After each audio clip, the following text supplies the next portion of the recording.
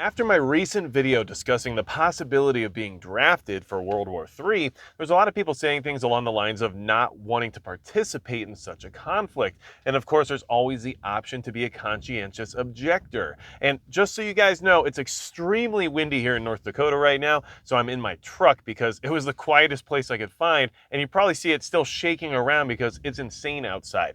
But that being said, there's something you need to know, because if you're a conscientious objector during a World War III type scenario and you refuse to be drafted into military service, well, back on March 23rd of this year, 2022, the Selective Service tweeted out a tweet that basically said their agency would partner with FEMA to provide opportunities for conscientious objectors through their alternative service program, basically to give them a job.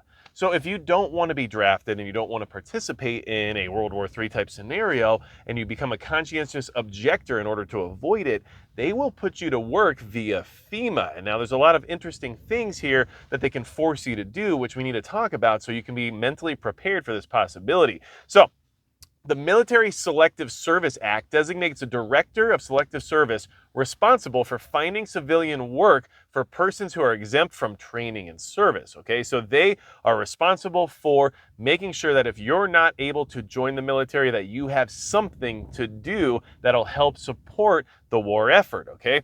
Conscientious objectors shall participate in civilian work that contributes to the health, safety, and interests of the United States. And notice that the phrasing here is shall, all right? And I'm showing some screenshots here of the website, and then I'll tell you about a brochure they have here as well, where you can actually find that link in the description as well as in the pinned comment. That gives you a little bit of an overview of this alternative service program. But here's what you really need to understand, because it says shall participate. It doesn't say may. So shall in general means you will, which you should consider if you become a conscientious objector as being put to work whether you want to or not.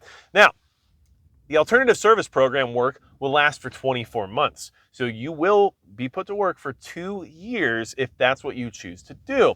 Eligible employers, or the alternative service employer network, is something that you should also understand, because basically what that means is that there's certain employers who will qualify as alternative service, which means that's the type of work you can expect to do. Now, what are those eligible employers? Well, you have the US government, of course. So if the government is trying to get a group of people together to do some type of task, you could definitely be selected for that. The other things that count as eligible employers would be charitable organizations that are involved with healthcare, welfare, the environment, education improvement, and things of that nature. You have education in general, okay, so obviously taking care of children and making sure that the education system keeps moving forward. You have environmental employers, so things that revolve around, of course, cleanups and making sure that the environment isn't affected negatively by whatever situation is happening, especially in a wartime scenario.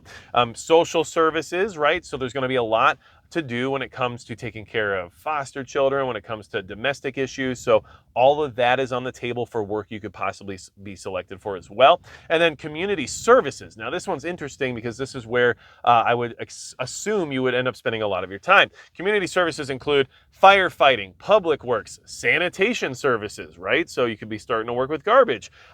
Public building maintenance. So courthouse needs a new paint job. Here you go, right? And then it also includes correctional facility support and juvenile rehab programs. So you could also be involved with the negative side of the law when it comes to the justice system and having to help rehabilitate criminals back into the general population, I guess. But the big one here that you should really consider as being more than likely what they're going to ask and force you to do, because like I said, it says shall participate, not may or possibly, shall participate. The big one is agricultural work.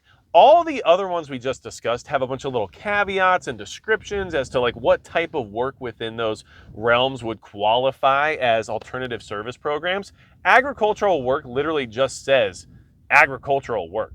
So you'll be out in the fields picking tomatoes and doing your thing while everybody else is training for this conflict and joining the military and whatnot. So understand, the reason I'm bringing this to your attention is that a lot of people thought that, this seems like a bad idea if this draft happens. They don't want to be part of World War III. They don't want to support the situation that's currently ongoing and everything else related to it, which, everybody's entitled to their opinion and their belief in what they feel they should do. But I'm letting you know that if you choose to be a conscientious objector in order to avoid that scenario, you will be put to work. And a lot of the work sounds like the type of work you probably don't want to be doing unless you're already doing that type of work, right? So this is something you definitely need to understand.